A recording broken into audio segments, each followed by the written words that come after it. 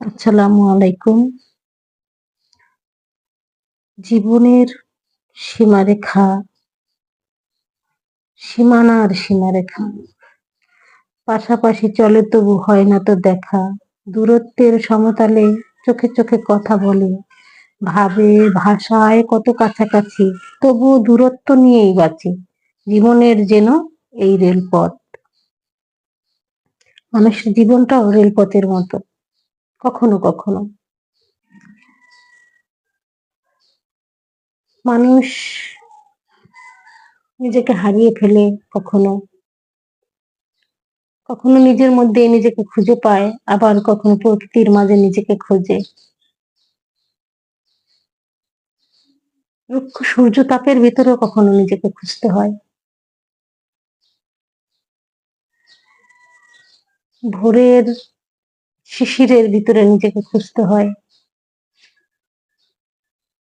নিজেকে জানাটা খুবই জরুরি প্রতিটা মানুষের জন্য। নিজেকে জানতে পারলে সে সবকিছু জানতে পারে। নিজেকে জানতে পারলে সে আল্লাহকেও জানতে পারে। তাই আজকে আমার আবৃত্তি জীবনের রেলপথ। রেল লাইনে হারিয়ে নিজেকে খুঁজছি রাজপথে, পাশাপাশি থেকেও দুজনায় মিলেনি কোমতে।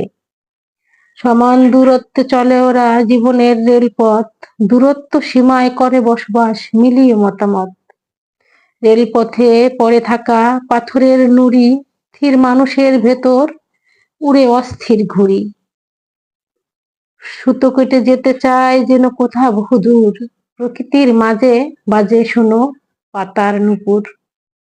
ধানের চারার গায়ে লাগে সে উদাসী বাতাস, হারিয়ে রেলের পথে যে মনে করে হাহুতাস।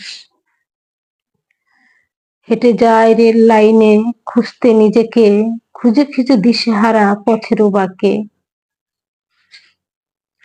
সকলের জন্য অনেক অনেক শুভকামনা ও হৃদয় নিংড়ানো ভালোবাসায় আজকের আবৃত্তি শেষ করলাম। সবাই ভালো থাকবেন, সুস্থ থাকবেন।